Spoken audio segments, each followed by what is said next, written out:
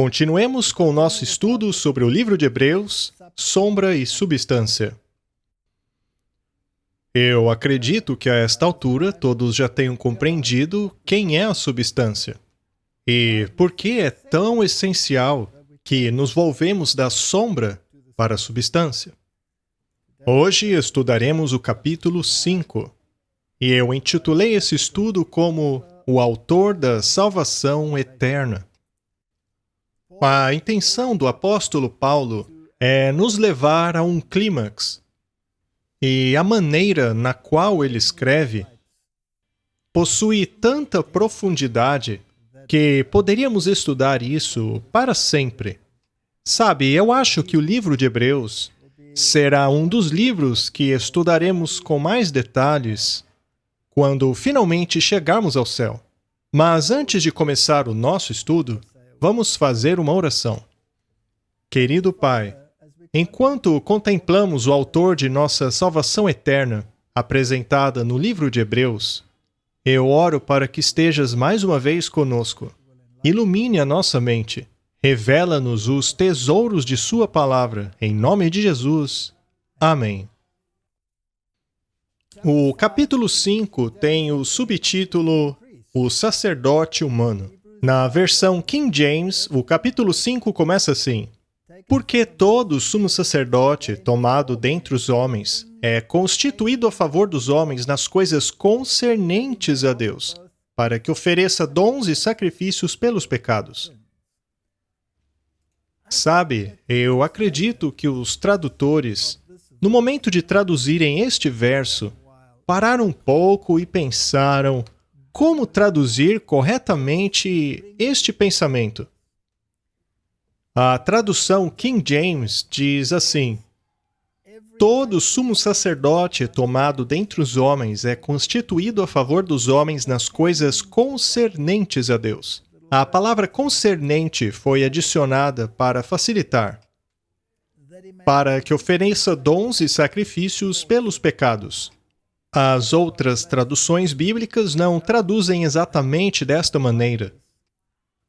Ao verificarmos na tradução Good News, vemos que ela diz assim: Cada sacerdote é escolhido dentre os seus companheiros e apontado para servir a Deus a favor deles, para oferecer sacrifícios e ofertas por pecados. A nuance é diferente. E na Message Bible, ela diz assim: Cada sumo sacerdote selecionado para representar homens e mulheres diante de Deus e oferecer sacrifícios por seus pecados. Temos nessa tradução a neutralidade de gêneros. Veja que existem diferenças entre as traduções. Eu penso que a King James vai na essência ao dizer coisas concernentes a Deus. E o verso 2 continua: E possa compadecer-se eternamente dos ignorantes e errados, uma vez que ele mesmo está cheio de enfermidade. Portanto, o capítulo 5 nos revela os atributos do sumo sacerdote, ou pelo menos os que ele deveria ter. Mas a plenitude desses atributos é encontrada somente em Jesus Cristo. O sumo sacerdote deveria ter uma natureza compassiva para com aqueles que estão em ignorância. E Jesus Cristo era exatamente assim. Ele foi atrás das pessoas simples, dando-lhes as lições da vida. Nós deveríamos fazer da mesma maneira. Deveríamos ter compaixão, principalmente em relação àqueles que estão em ignorância. Os escribas e fariseus se orgulhavam por causa de um suposto conhecimento que possuíam, quando, na verdade, o conhecimento deles era totalmente contrário à vontade de Deus. E por esta causa deve ele, tanto pelo povo, como também por si mesmo, fazer oferta pelos pecados. O sacerdote terrestre era um ser humano assim como eu e você. Ele, portanto, deveria sacrificar pelo povo e por ele mesmo, já que ele também era um pecador. E ninguém toma para si esta honra, senão o que é chamado por Deus, como Arão. O sacerdócio terrestre era um sacerdócio arônico. Eles eram escolhidos de Arão. Eles deveriam estar ligados diretamente à linhagem de Arão. Não era qualquer um que poderia se tornar sacerdote. Era um chamado muito específico. Agora que a substância tomou lugar da sombra, o sacerdócio é dos crentes. Todos são sacerdotes no sentido de ofertarem incenso, na forma de elevarmos orações a Deus em favor uns dos outros. Portanto, é necessário compreendermos a natureza deste sacerdócio. Wesley comenta a respeito deste verso. Aqui o apóstolo começa a falar sobre o sacerdócio de Cristo. O resumo de suas observações é que tudo aquilo que é excelente no sacerdócio levítico também está em Cristo, e de uma maneira ainda mais iminente. E tudo o que falta aos sacerdotes humanos está em Cristo. E ninguém tomava para si esta honra, a do sacerdócio. Eles eram chamados por Deus, assim como foi Arão e sua posteridade, aos quais foram todos chamados de uma vez e ao mesmo tempo. Mas vale salientar que Arão não pregou de maneira alguma. A pregação não era parte de seu sacerdócio. Da mesma maneira, Cristo não se glorificou como um sumo sacerdote. Ele não tomou essa honra para si mesmo, mas a recebeu daquele que disse: "Tu és meu filho, hoje te gerei." Mas, ao mesmo tempo, é certo que não, uma vez que a sua geração era da eternidade. Então aqui ele está contrastando os dois sacerdócios. Um era terreno, cujos sacerdotes possuíam defeitos. Cristo, no entanto, não tinha defeitos. Tudo aquilo que é bom deste sacerdócio nós aplicamos a Cristo, mas as coisas ruins nós atribuímos à natureza humana caída. Lemos em Hebreus 5, verso 5 o seguinte: Assim também Cristo não se glorificou a si mesmo para se fazer sumo sacerdote, mas aquele que lhe disse: "Tu és meu filho, hoje te gerei." Veja, Cristo não era do sacerdócio arônico, ele não era da tribo de Levi. Isto é um detalhe interessante, e ela introduz um novo personagem aqui, cujo nome é Melquisedeque. Hebreus 5, verso 6. Como também diz em outro lugar: "Tu és sacerdote eternamente, segundo a ordem de Melquisedeque." O Salmo número 110, verso 4 diz: "Jurou o Senhor e não se arrependerá. Tu és um sacerdote eterno, segundo a ordem de Melquisedeque." Este sacerdote Melquisedeque é muito interessante. Na verdade, se as Escrituras não apresentassem Melquisedeque, nós seríamos fortemente levados a encontrar uma justificação oriunda de uma outra tribo, como a tribo de Judá no caso de Jesus. Mas a Bíblia é completa. Essa história foi inserida ali para um propósito especial. Nós falaremos sobre isso ao longo do livro de Hebreus. Mais uma vez, Salmo 110, verso 4, jurou o Senhor e não se arrependerá, tu és um sacerdote eterno, segundo a ordem de Melquisedeque. Mas de qual maneira o sacerdócio de Melquisedeque difere do sacerdócio arônico? Nós veremos conforme prosseguimos. E, como você já imagina, temos um quiasma no capítulo 5. Veremos um quiasma em cada capítulo. A estrutura dele é A, B, depois, novamente, B e A. Hebreus 5, verso 6. Como também diz noutro lugar, tu és sacerdote eternamente, segundo a ordem de Melquisedeque. Agora leremos lá embaixo o correspondente a esta parte, Hebreus 5, verso 10. Chamado por Deus, sumo sacerdote, segundo a ordem de Melquisedeque. Agora vamos à porção B. Hebreus 5, verso 7. O qual, nos dias da sua carne, oferecendo com grande clamor e lágrimas, orações e súplicas ao que o podia livrar da morte, foi ouvido quanto ao que temia. Agora, Hebreus 5, verso 9. E, sendo ele consumado, veio a ser a causa da eterna salvação para todos os que lhe obedecem.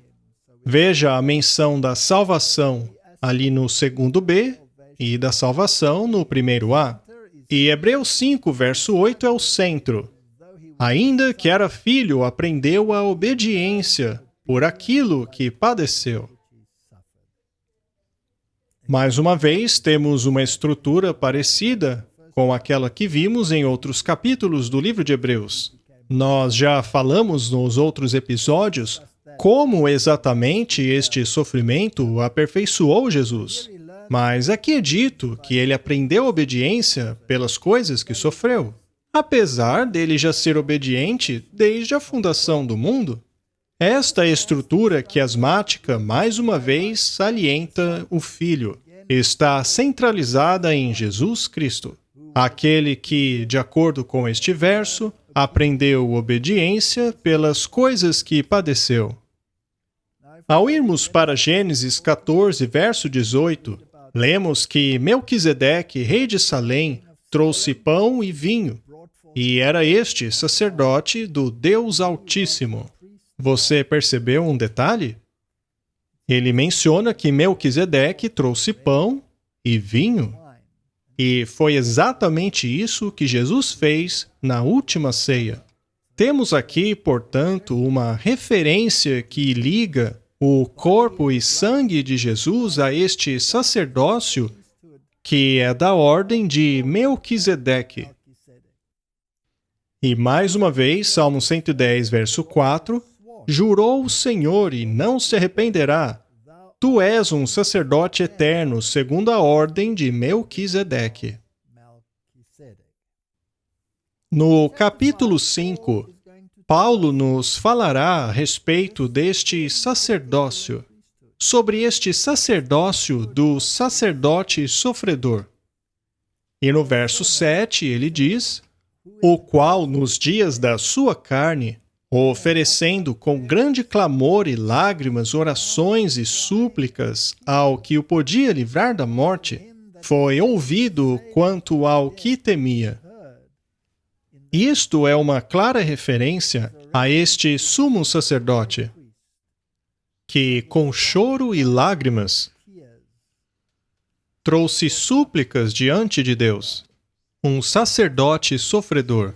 Isto é um eco do Getsêmani. A angústia e as lágrimas do Getsêmani cobriram a profundidade das lágrimas coletivas de toda a humanidade por todos os séculos. Pare um pouco para pensar nisso. As lágrimas de toda a humanidade de todos os séculos estavam sobre ele. Ele, portanto, não pode ser comparado a mentes finitas. Estas lágrimas não foram apenas de compaixão ou até mesmo simpatia uma vez que ele não apenas sofreu com você, mas como você. Quando Jesus Cristo sofreu por nós, com lágrimas e choro, toda a humanidade estava nele. Toda a humanidade foi levada até a cruz e morta em Jesus Cristo. Este é um pensamento incrível. Ele sofreu pela humanidade como um todo. Mateus 26, verso 37 diz: levando consigo Pedro e os 2 filhos de Zebedeu, começou a entristecer-se e a angustiar-se. Ali no jardim do Getsêmani, a angústia daquele que, com um grande clamor e lágrimas, orações e súplicas ao que o podia livrar da morte, segundo a Bíblia, foi muito pesada. Mas o que significa isso? Vamos ao dicionário ver o significado. A palavra grega vem do derivativo adeo, que quer dizer cheio de repugnância, ter a mente angustiada, estar cheio de pesar, estar muito pesaroso. O outro dicionário diz estar perturbado, com grande aflição ou angústia, deprimido. De acordo com os 2 dicionários, significa estar cheio de repugnância, estar realmente saturado. Precisamos compreender que este era o impecável Filho de Deus e que a carga dos pecados de toda a humanidade, de todos os séculos, estava sobre ele. E ele carregou tudo isso. Foi uma carga inacreditavelmente pesada. E foi justamente aquele que odiava o pecado que tornou-se pecado por todos nós. Não é de se admirar que a Bíblia tenha dito que essa carga era muito pesada. E foi algo que encheu Jesus Cristo de repugnância. Tal carga era completamente contrária à sua natureza. Ainda assim, ele a tomou. Você já pensou nisso? Mateus 26, verso 38 diz: então lhes disse: a minha alma está cheia de tristeza até a morte. Fiquem aqui e vigiem comigo. Mas eles dormiram. Estavam com muito sono. Qual é mesmo o significado em grego do que está escrito aqui? Extremamente pesado. O dicionário diz extremamente triste. Uma tristeza tão grande, capaz até mesmo de levar alguém à morte. A tristeza que abateu nosso mestre foi tão grande, a angústia causada por esse fardo foi tão pesada que o sangue lhe saiu pela pele. E Jesus teria morrido. Ele teria morrido ali mesmo, no jardim do Getsêmani, se os anjos não tivessem ido ao seu auxílio. Mateus 26, verso 39 diz: e indo um pouco mais adiante, prostrou-se sobre o seu rosto, orando e dizendo: meu Pai, se for possível, passe de mim esse cálice, mas que não seja como eu quero, mas como tu queres. A natureza humana de Jesus retraiu-se diante deste fardo, mas Jesus sabia que era necessário suportá-lo. Não havia outra maneira. Era necessário. Simplesmente não havia outra saída de satisfazer as exigências da justiça. Uma vez que Deus é 100% justo, então a justiça precisa ser feita, e como o salário do pecado é a morte, esta sentença precisa ser executada. Por outro lado, se Deus é 100% misericórdia, então o pecador deve ser perdoado? A questão é que não dá para conciliar as duas coisas, a não ser que a justiça seja satisfeita primeiro, para que então a misericórdia passe a reinar. Marcos 14, verso 33 diz: e tomou consigo a Pedro, Tiago e João, e começou a ficar aflito e a angustiar-se. O que foi que ele experimentou a que Paulo faz alusão no capítulo 5? Esta palavra grega, segundo o dicionário, quer dizer ser lançado em terror, pavor, estar completamente alarmado, aterrorizado, ser tomado de espanto, completamente perplexo, atônito, cheio de terror. É somente unindo todas essas palavras que podemos ter um vislumbre daquilo que Jesus passou. Jesus estava aterrorizado. Mas o que foi que o aterrorizou? Será que era a morte que ele estava prestes a sofrer? Não, não foi isso. Jesus é o Cordeiro de Deus. A missão dele era justamente essa. Esta é justamente a razão pela qual ele veio até aqui. A sua missão era morrer por nós. Então, o que foi que lhe causou este terror? O motivo foram as consequências dos pecados, todo o medo, todo o pavor da humanidade, de todos os séculos, sentido por cada indivíduo que já sentiu as consequências do pecado e que colapsou diante delas, foi colocado sobre ele. Isto não foi algo que veio dele mesmo, mas algo que foi colocado sobre ele, já que ele aceitou este fardo voluntariamente. Lucas 22, verso 44 diz: E, posto em agonia, orava mais intensamente, e o seu suor tornou-se em grandes gotas de sangue que corriam até o chão. Nenhum ser humano é capaz de imaginar o que o Filho de Deus passou no jardim do Getsêmani naquele momento. Hebreus 5, verso 8 diz: Ainda que fosse filho, aprendeu a obediência por aquilo que padeceu. Jesus Cristo aprendeu a obediência. Em outras palavras, quando aquela carga foi posta sobre ele, sua natureza humana, que era sem pecado, clamou: Se for possível, tire esse fardo de mim. Se for possível. Mas não era possível. Desta forma, ele aprendeu a obediência. Em outras palavras, ele se submeteu. Ele se entregou e aceitou tomar sobre si as consequências do meu e do seu pecado. E agora o verso 9. E uma vez aperfeiçoado... Mas Jesus não era perfeito antes? Claro que ele era. Mas após essa experiência, o quão mais podemos nós declarar a sua perfeição? Uma vez que ele aceitou este fardo voluntariamente e veio a ser a causa da eterna salvação para todos os que lhe obedecem. O curioso é que este verso vai totalmente contra a que a maioria das pessoas crê neste mundo. As pessoas acreditam que, pelo fato do fardo ser colocado sobre Jesus, nós estaríamos livres do fardo da obediência. Mas não existe tal coisa como salvação em pecados. Lembre-se que o pecado expulsou Satanás do céu. Portanto, é com toda certeza que o pecado deve ser vencido dentro da humanidade. E uma vez que somente Jesus pode fazer isto, é apenas por meio dos méritos dele que teremos acesso ao céu.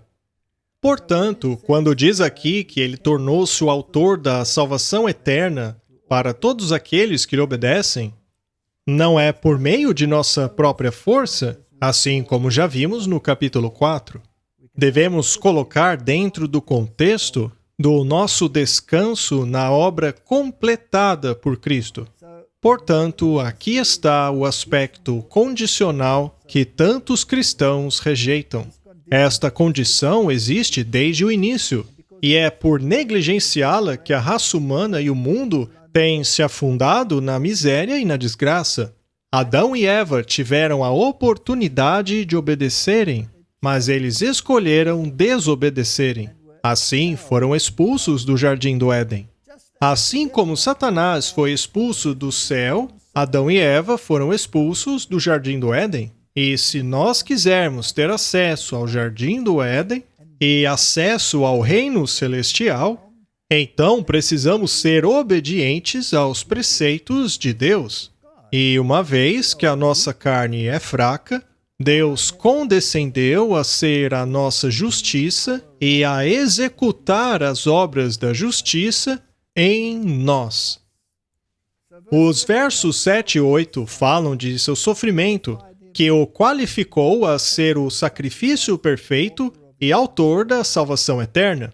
Este sofrimento não se refere à cruz, uma vez que aquilo era o sacrifício, a expiação que nos salvou dos nossos pecados, mas se refere à angústia mental causada por testemunhar e ter que tratar com as consequências que o pecado traz. A desgraça humana, o sofrimento de todas as eras, assim como a dureza de coração que rejeitou o único que poderia salvá-los. O sofrimento do Getsêmani não foi o da crucifixão, mas foi o sofrimento de tomar sobre si todo o peso de nossos pecados. Não podemos medir a profundidade de seu amor ou o custo terrível do plano da salvação. Não existe linha longa o suficiente para medi-la, mas, com gratidão, podemos aceitá-la pela fé. O cálice não foi retirado dele, mas um anjo foi enviado para fortalecê-lo, para que pudesse suportar. Mas por que um anjo?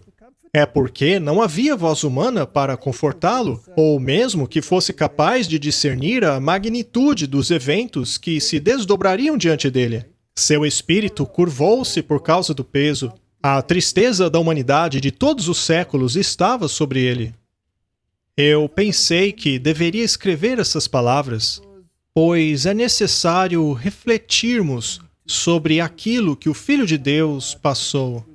E às vezes nos faltam palavras para descrevê-las.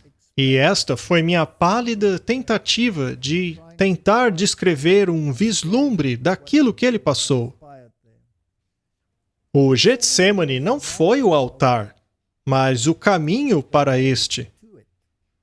Sua agonia não foi o medo da cruz, já que até mesmo os mártires sofreram seu martírio animadamente. O sofrimento do Mestre foi pela desgraça e sofrimento coletivo de um mundo condenado pelas consequências do pecado. Ele suportou o peso do pecado como nenhum ser humano pode. Pare para pensar nisso. Jesus, sendo Deus, nutriu ele mesmo a semente que virou uma muda e que mais tarde tornou-se a árvore que foi feita em sua cruz. Não é incrível quando se para pensar assim? Ele é o autor da vida, o sustentador de todas as coisas. Ele sabia que havia aquela sementinha na terra. Ele poderia tê-la esmagado para que não houvesse cruz nenhuma. Não havia outra maneira. Para que a justiça e a misericórdia se beijassem, era necessário que ele, o autor da vida, sofresse a penalidade da morte. Este é o nosso Salvador sofredor. Em Salmos 22, verso 6, encontramos uma amostra do que ele sentiu. É um salmo messiânico. Em tipologia, nós aplicamos este salmo àquilo que Cristo sentiu. Mas eu sou um verme, não um homem. Sou opróbrio dos homens e desprezado do povo. Todos os que me veem zombam de mim, estendem os lábios e meneiam a cabeça dizendo: confiou no Senhor, que o livre, livre-o, pois nele tem prazer. Não foi isso que fizeram com ele na cruz? Você não salvou os outros? Salva-te a ti mesmo. Saia da cruz e aí sim acreditaremos em você. Sou um verme e não um homem. Sou opróbrio dos homens e desprezado do povo. Que parte triste do plano da salvação. Martinho Lutero escreveu as seguintes palavras. Elas foram retiradas de um de seus livros. Ele diz: A coisa mais impressionante que já aconteceu na Terra é que o Filho de Deus morreu. E uma morte vergonhosa de cruz. É impressionante que o Pai pudesse dizer ao seu único filho, e que por natureza é Deus, o seguinte: vá e deixem que o executem. O amor do Pai Eterno pelo seu único filho era imensuravelmente maior do que o amor de Abraão para com Isaque, pois o Pai testifica do céu dizendo: este é meu filho amado, em quem me comprazo.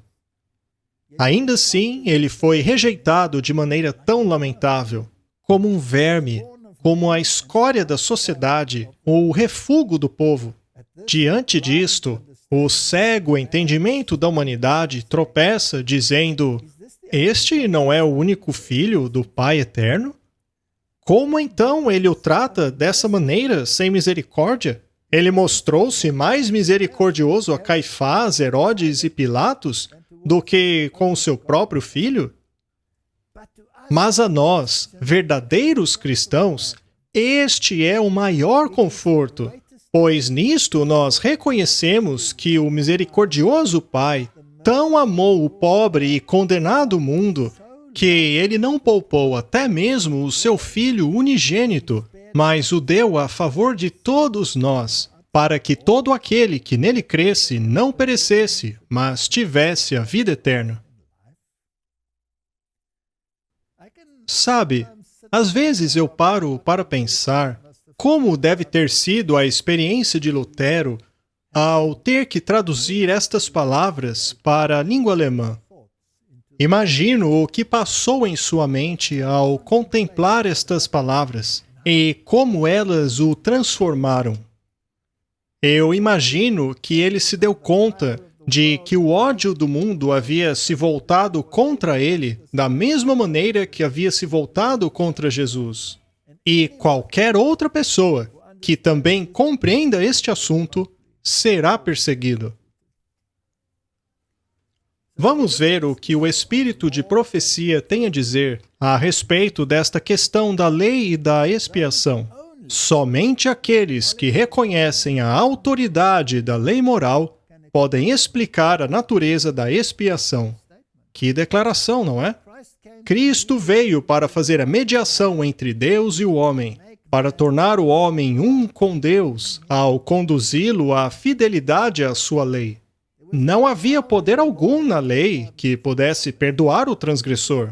Somente Jesus poderia pagar o débito do pecador. Mas o fato de que Jesus pagou o débito do pecador arrependido não dá a ele a licença para continuar a transgredir a lei de Deus. A partir daí, ele deve viver em obediência a esta lei.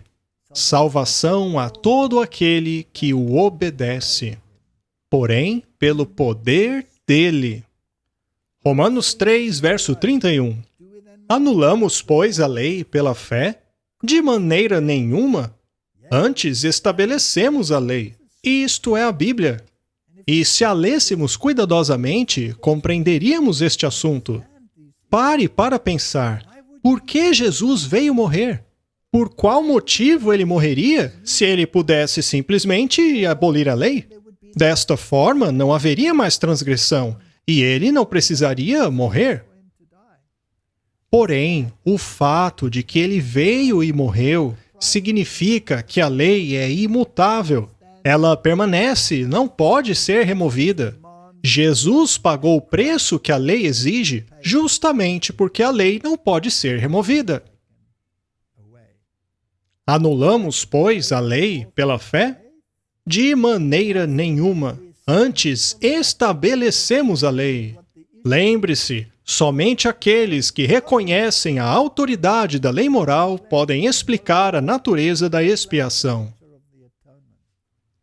Se você insiste em dizer que Jesus veio a este mundo apenas para ser um bom camarada e assim aplacar a ira de Deus, então, meu amigo, você não entendeu o plano da salvação. Você não entendeu o conflito entre o bem e o mal. Foi a lei que levou à expulsão de Satanás. Lembre-se, ele era um querubim cobridor. Ele ficava ao lado do trono da misericórdia, ele olhava para a lei de Deus e ele se rebelou contra ela. Uma vez que compreendeu a dor de toda a humanidade ao longo dos séculos, somente ele pode confortar aqueles que vão até ele por consolo. Isaías 40, verso 1 diz: Confortai, confortai o meu povo, diz o Senhor. Isaías 51, 3 diz: Porque o Senhor consolará a Sião, consolará todos os seus lugares assolados e fará o seu deserto como Éden e a sua solidão como o jardim do Senhor. Gozo e alegria se achará nela, ações de graça e voz de melodia. Isaías 61, verso 2: A apregoar o ano aceitável do Senhor e o dia da vingança do nosso Deus, a consolar todos os tristes. O dia da retribuição e da vingança está chegando, mas a consolação também virá com esse dia. Alguns serão alvos do consolo, já outros da vingança. E cabe a você escolher onde quer estar. Você está disposto a aceitar o plano da salvação? Você quer viver de acordo com os preceitos do Senhor? Ou você quer sofrer a vingança retributiva de Deus? Deus nunca quis destruir o seu povo. Seu desejo sempre foi consolá-lo. Cabe a você escolher. Isaías 66, 13 diz: Assim como uma mãe consola o seu filho, eu também os consolarei. Em Jerusalém, vocês serão consolados. 2 Coríntios capítulo 1, 3 diz: Bendito seja o Deus e Pai de nosso Senhor Jesus Cristo, Pai das misericórdias e Deus de toda consolação. Cabe a você escolher se quer ser alvo do amor de Deus ou insistir na sua rebelião. O verso 4 diz que nos consola em todas as nossas tribulações, para que, com a consolação que recebemos de Deus, possamos consolar os que estão passando por tribulações. Meu amigo, não há espaço para arrogância cristã em nenhum destes versos. Agora a pergunta é: o que fez Jesus em sua hora de necessidade? Ali, no jardim do Getsêmani. O que fez ele? Os discípulos não estavam lá para confortá-lo. O que ele fez? Ele orou. Mas como ele orou? A Bíblia diz que ele orou com reverência, ele se ajoelhou. Ele também orou mais fervorosamente. E foi uma oração íntima. Ele disse: Ó meu Pai. Também foi uma oração de submissão. Que seja feita a tua vontade, não a minha. Ele se humilhou. Devemos nos perguntar se estamos prontos para orar desta maneira. O fariseu não estava. Ele era orgulhoso.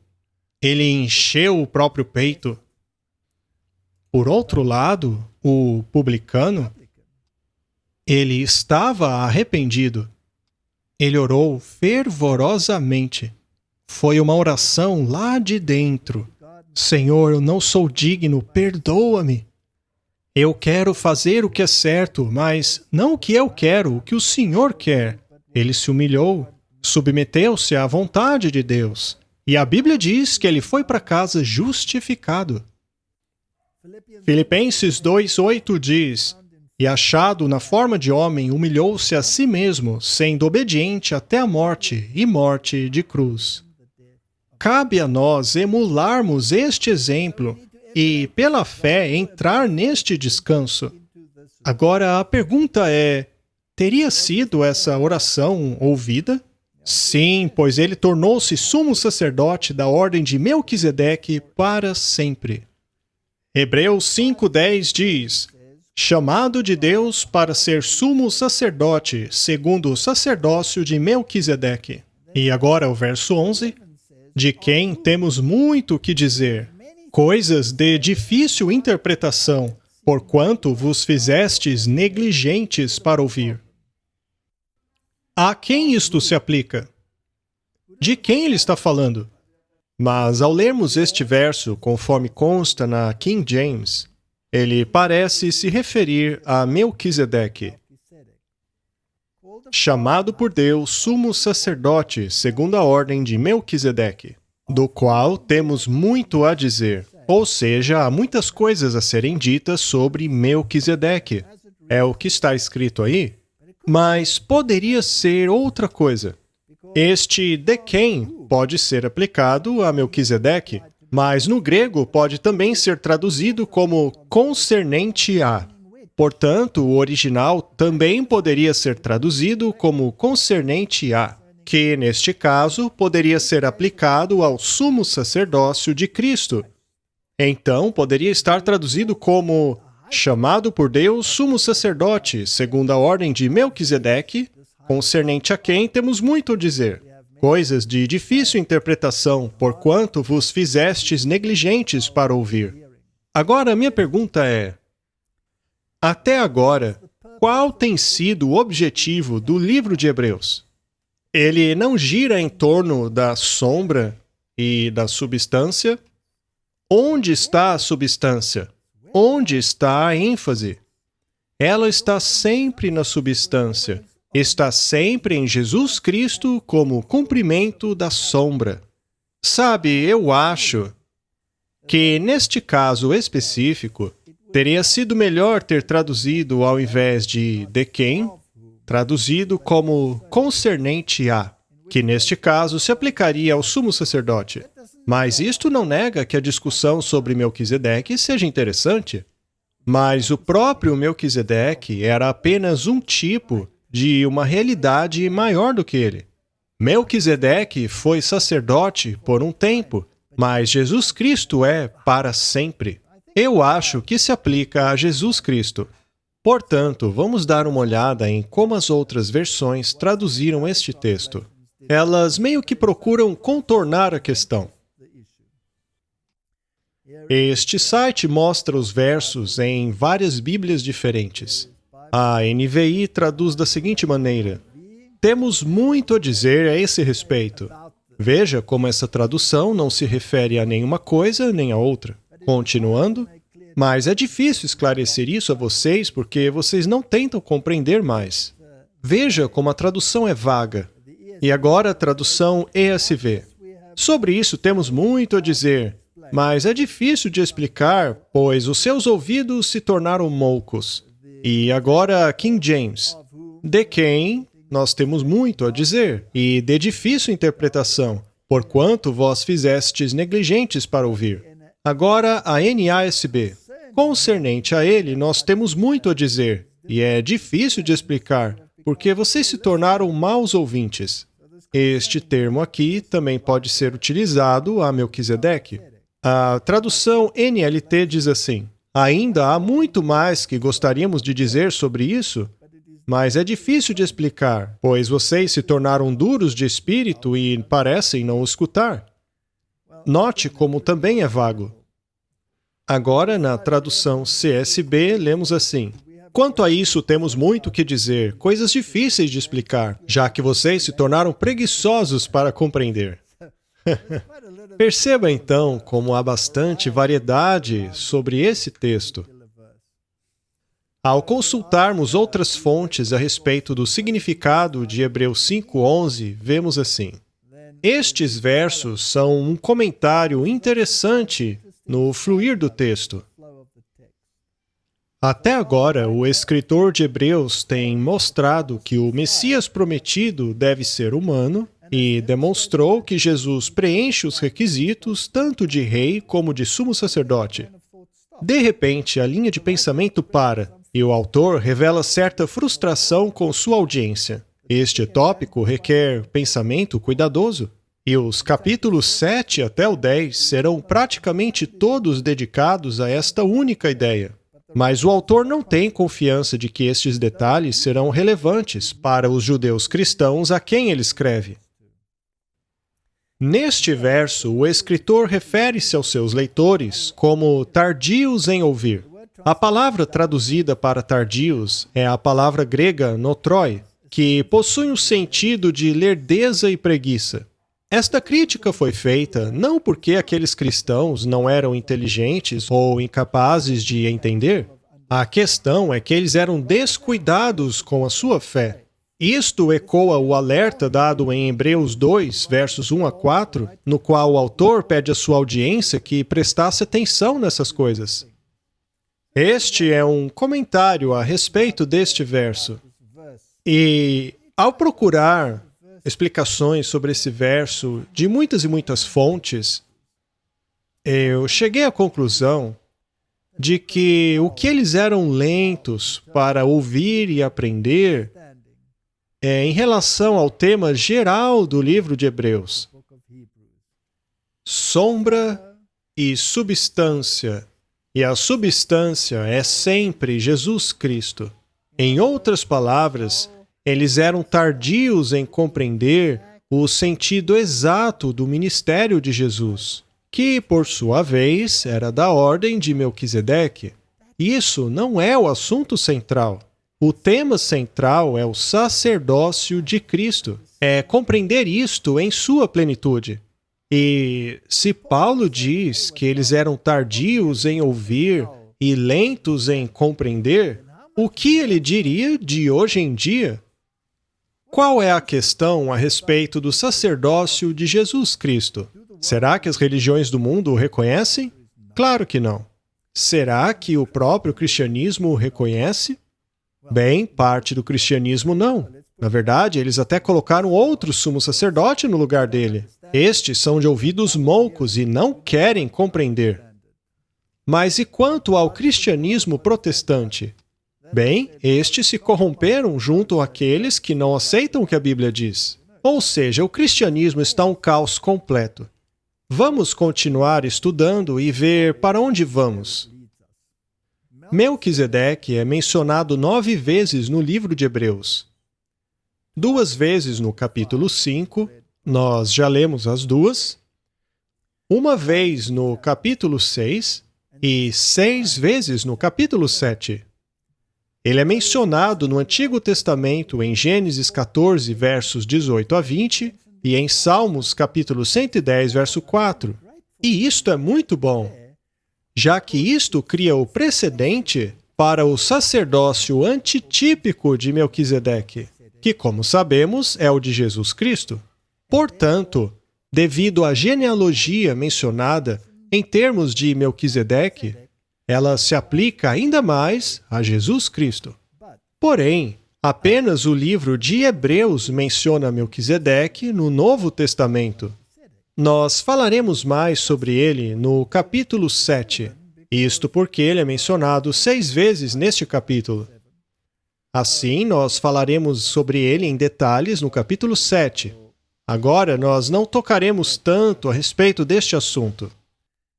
Mas é interessante que todas as menções de Melquisedeque do Novo Testamento estejam todas no livro de Hebreus. Este livro, portanto, é de extrema importância. Ele nos ajuda a compreender como o sacerdócio migrou do sistema levítico para um sistema eterno em Jesus Cristo. Mas falaremos sobre isso no capítulo 7. Continuemos com Hebreus 5, verso 12. Porque, devendo já ser mestres pelo tempo, ainda necessitais que se vos torne a ensinar quais sejam os primeiros rudimentos da palavra de Deus.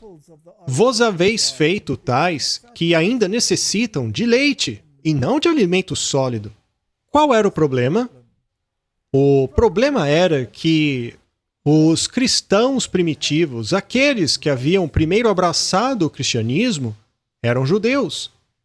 E eles estavam tão enraizados à sua religião de sombras, ou seja, nos tipos, que foi muito difícil para eles colocarem o antítipo em sua devida plenitude.